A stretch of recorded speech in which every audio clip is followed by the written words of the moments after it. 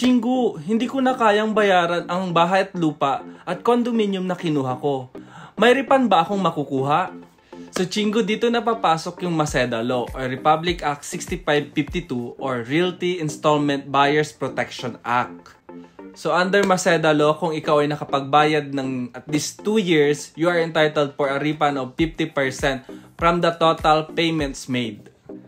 At if nakabayad ka ng at least 5 years, you are entitled for additional 5% refund every year after the 5 years of payment, but not exceeding the 90% refund. And if sadyang nagipit ka lang at ayaw mo i-cancel yung contract at ayaw mo ng refund kasi gustong-gusto mo yung property, meron tayong 30 days grace period per year. So if ever naka 2 years ka, meron kang 60 days grace period. However, ang covered lang ng Maseda Law ay ang mga buyers na nagbabayad sa developer ng installment or under in-house financing. Wala pong refund if under bank or Pag-ibig financing. Wala din pong refund if ever na hindi naka 2 years of payment pero pwedeng mag-avail ng grace period.